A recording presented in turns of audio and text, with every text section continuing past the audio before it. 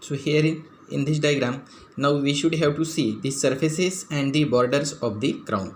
So this is the crown part, means the upper part of the teeth. So firstly we should have to see that is the incisor. The incisor has the incisor edge and the four surfaces. So the four surfaces, that is the labial surface, means that is the outer surface. These are the incisor teeth. The labial surface, outer surface, the lingual or the palatine surface, which is called the inner surface, the mesial surface means the medial surface, this one, and the distal surface means that is the lateral surface, this one. Then the canine had a single cusp and also the four surfaces. So these are the two canines and having the same like the incisor, that is the four surfaces. Then the premolar and the molar, these are the two are the premolar and these three are the molar.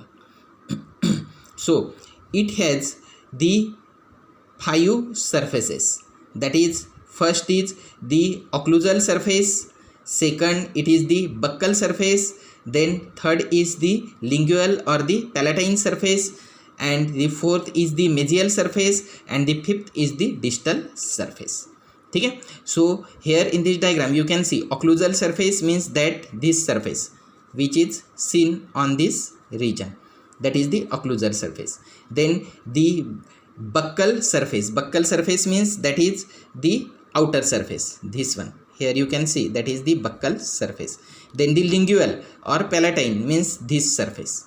Then the mesial surface means this is the medial surface, and the distal surface means that is this lateral surface. So these are the surfaces of the molar. Then the cusp of crown of the permanent teeth, cusp. So here you can see that the cusp, this one.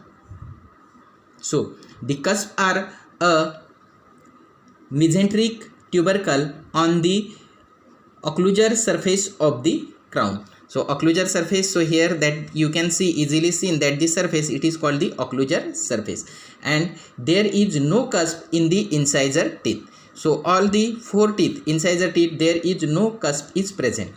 Canine teeth has got a single cusp. So here you can see that have the single cusp, and therefore it is also called the cuspid teeth. Then the premolar has the two cusp, this one, this premolar has two cusps, that is the one cusp and this is the second cusp, that is the buccal cusp, this one lateral, and this one medial, that is the palatal cusp. Okay? And the upper molar has the four cusp, this one upper molar teeth has the four cusp. Here you can see this one, this one, this one, and this one, that is mesico-palatal, mesico-buccal, this one mesico-buccal, this one mesico-palatal. Then the disto-palatal and disto-buccal. So disto-palatal and disto-buccal. So that is the four cusp. And lower, or that is also called the mandibular first molar, has usually five cusp. Remaining all the lower molar teeth, they have same the four cusp, but only that is the first molar has generally five cusp, that consist of the mesico-lingual, mesico-buccal, disto-lingual, disto-buccal, and the distal cusp. Then lower second molar has generally four cusps like the upper molar, and the mandibular third molar show irregular development of the crown. Okay? Then after then we should have to see that is the root of permanent teeth. So here in this diagram you can see that is the root. So the incisor and the canine teeth. So this is the upper incisor and this is the lower incisor, this one, and these are the canine teeth, upper, lower. So the incisor and canine teeth have generally one root. So here you can see that is the only one root, this one. Okay? And the premolar have also generally one root. So here you can see that is the one root. But the first premolar this one, first premolar of the upper jaw have generally the two roots. So here you can see that have the two roots, and remaining premolar they have the single root. Okay.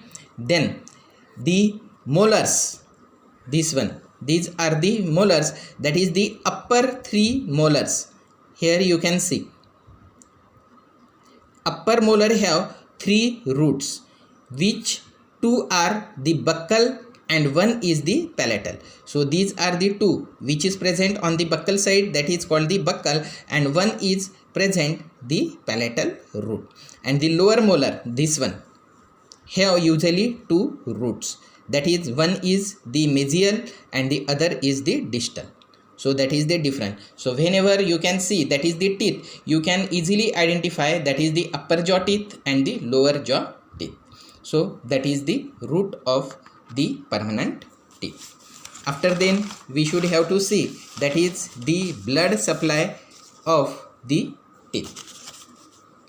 So here in this diagram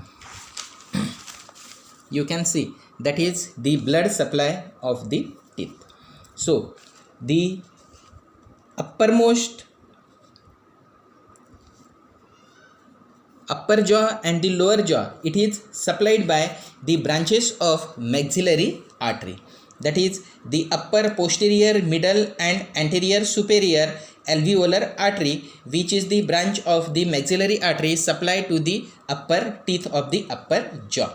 And the lower jaw teeth are supplied by inferior alveolar artery, which is also the branch of maxillary artery. Okay. Then the venous drainage from this tooth are drains into the internal jugular vein. Then the lymphatics, that is it should be drained into mandibular lymph nodes. And the nerve supply, which is very much important, that is the upper teeth. Here you can see that is the upper teeth, it is supplied by the branches of maxillary nerve. So here you can see these are the maxillary nerve and these branches that is supplied to the upper jaw.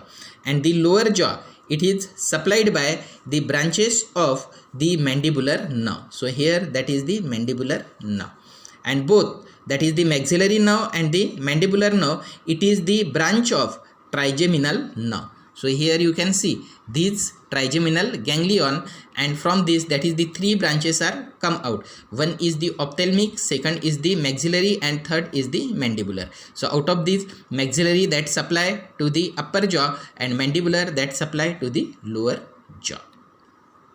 Okay. After then we should have to see that is the applied or clinical anatomy. So in the clinical anatomy, that is the first clinical points related to the teeth, that is the scurvy. So scurvy, that is occurs due to the deficiency of vitamin C. So here in this diagram you can see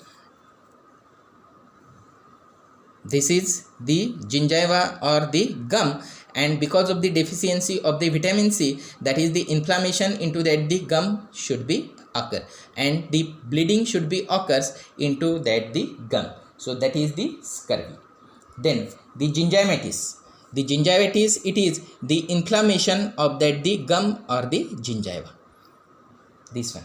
Then the third clinical point, which is very commonly occurs, that is pyorrhea alveolaris.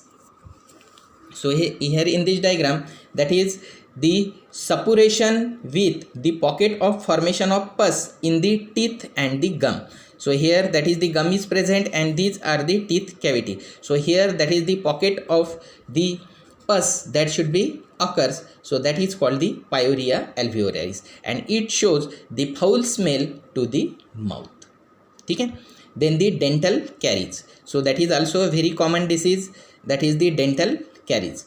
A gradual decalcification and destruction of the enamel and the dentin, it leads the dental caries. So that is the enamel outer covering and that is the dentin. These two parts of the crown, they should be occurs the degenerative changes, and because of that is the dental caries that should be occurs.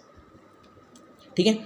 Then the next important point, that is the importance of medico-legal aspect. that is it is the hardest, you know, the teeth, it is the hardest and chemically most stable tissue. So hence are presented or facilized after the death for medico-legal purpose to identify unrecognize the death body.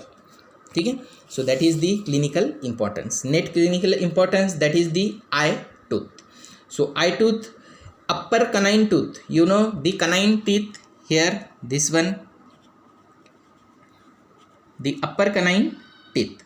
So the upper canine tooth have long root and maybe it reaches extended up to the medial angle of the eye, and the infection from the root of the teeth that should be reach to the facial vein, forming a cavernous sinus thrombosis. So this clinical condition, it is called the eye tooth. ठीक है, then the dental anesthesia, last clinical points related to the teeth. Dental anesthesia for different dental procedure, that means the extraction of the tooth or the root canal of the tooth, that is the anesthesia should be given. So the anesthesia, it should be given in the two types, that is the alveolar bone of the maxilla, this one maxillary bone, are porous, and the anesthetic solution given to the in the gingiva opposite to the root of the tooth penetrate to the bone and the anesthetize the tooth to carry the dental procedure.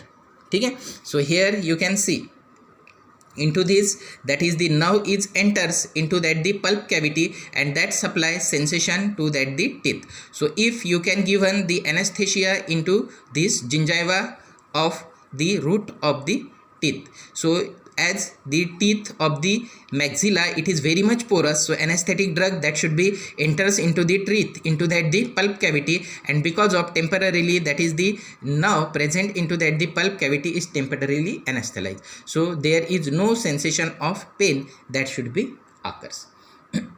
But this anesthetic drug does not work for the mandibular teeth, means that is the teeth present into the lower jaw, except that is the incisor teeth, and the reason of that, that is they embedded bone on dense cavity. So here the cavity present into that the lower jaw, that is very much dense, and whenever that is the drug should be injected into these gums, that is this anesthetic drug cannot be reached into that the pulp cavity, and because of the patient cannot occurs the anesthesia. So in this condition, the whenever you want to anesthetize that the lower jaw teeth, so you should be give block to the inferior alveolar nerve, and because of that the temporarily anesthesia should be occurs. So if you want the dental procedure into the upper jaw, so directly you can given the injection of the anesthetic drug into that the gums, and whenever you want to do the procedure of the lower jaw teeth, except that is the incisor teeth, so you should block the inferior alveolar nerve. ठीक है, so these are the clinical points related with the